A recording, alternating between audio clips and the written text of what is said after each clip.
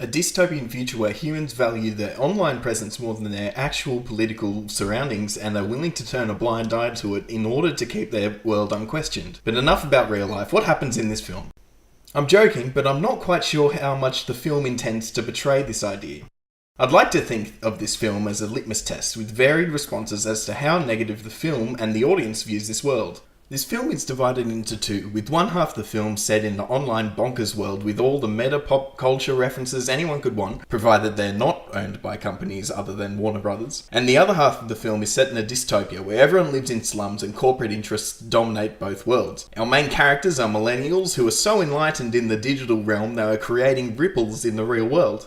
If you have power in the digital realm, you can transfer it over into the real world. The corporation IOI have paid millions attempting to conquer the online world through its completion of a VR game. My metaphor falls down slightly with the introduction of games, and to be fair, that's where the film fails for me as well. The film presents the idea that pop culture is so important to our society that the correct understanding of pop culture can enlighten anyone. The idea of the correct version of art hasn't been around long, only since the arrival of video games in which you can fail or succeed. No other art form has the interaction of art being something you could fail at. Now that gaming culture is one of the biggest pieces of entertainment on our earth, it is alongside sport as being binary art forms. Win, lose, finish the game, failed the game. This mentality is all over this film, with the quest in the game being the most important thing in the film's world.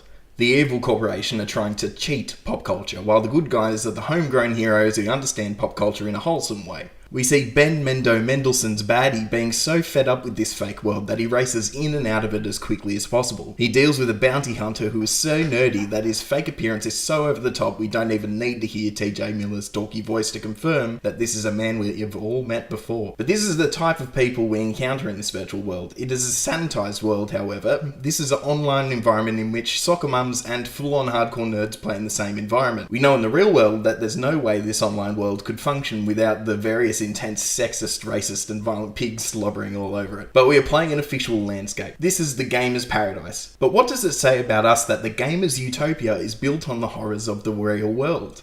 To ignore real world problems and just zone out with anonymous players. This film is saying it, but making it palatable for the modern audience to digest. Is it healthy for this discourse to be easily taken in, or does it sanitize its message? Is this even saying that it's a dystopia? It might be advocating for this future.